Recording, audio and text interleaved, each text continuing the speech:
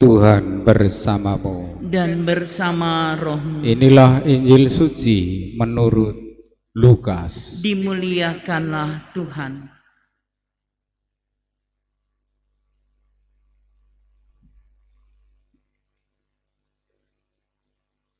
Dalam kunjungannya kepada Elizabeth, ketika dipuji bahagia, Maria memuliakan Allah dan berkata, "Jiwaku memuliakan Tuhan dan hatiku bergembira karena Allah Juru Selamatku. Sebab Ia telah memperhatikan kerendahan hamba-Nya. Sesungguhnya mulai sekarang segala keturunan akan menyebut aku berbahagia. Karena Yang Maha Kuasa telah melakukan perbuatan-perbuatan besar kepadaku, dan namanya adalah kudus. Rahmat-Nya turun-temurun kepada orang yang takut akan Dia. Ia memperlihatkan kuasa-Nya dengan perbuatan tangan-Nya dan mencerai-beraikan orang-orang yang congkak hatinya. Ia menurunkan orang-orang yang berkuasa dari tahtanya dan meninggikan orang-orang yang rendah. Ia melimpahkan segala yang baik kepada orang yang lapar dan menyuruh orang kaya pergi dengan tangan hampa. Ia menolong Israel hamba-Nya karena Ia mengingat rahmat-Nya seperti yang dijanjikannya kepada nenek moyang kita, kepada Abraham dan keturunannya untuk selama-lamanya." Kira-kira 3 bulan lamanya Maria tinggal bersama Elizabeth, lalu pulang ke rumahnya.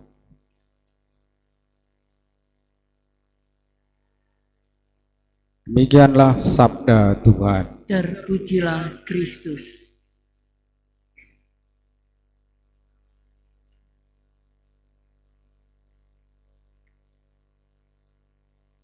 Saudara-saudari yang terkasih, hari ini tanggal cantik 22 Desember, termasuk juga Hari Ibu.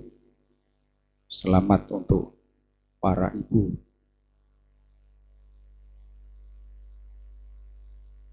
Lalu, apa sih kebahagiaan seorang ibu itu?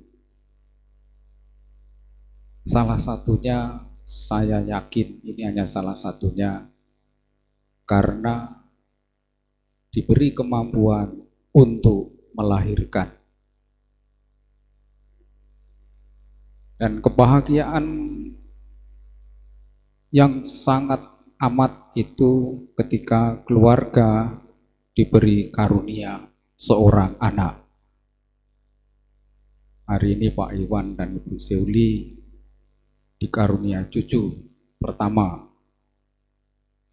Lalu Bapak Ibu saudara-saudari dilahirkan kembali dalam sakramen baptis, itu juga dilahirkan. Kalau kita mendengar bacaan pertama, Hana itu bernasiar, "Kalau aku diizinkan Tuhan untuk melahirkan, anakku akan kupersembahkan kepada Allah." Dan dalam bacaan pertama tadi, ketika Samuel sudah disapih oleh Hana di rumah Tuhan di Silo, sungguh-sungguh Hana memenuhi nasarnya itu dan mempersembahkan Samuel kepada Allah.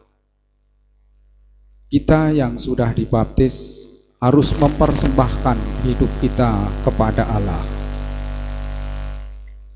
Hana melahirkan Samuel. Dan Maria yang kita dengar dalam Injil tadi akan melahirkan Yesus, Immanuel, Allah beserta kita.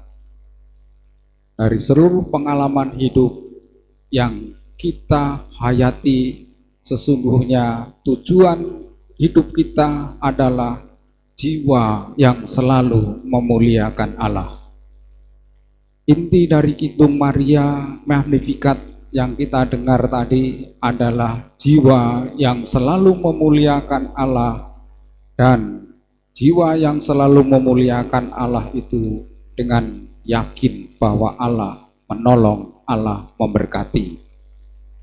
Kita yang sudah dilahirkan kembali dalam sakramen baptis, mari mempersembahkan hidup kita kepada Allah.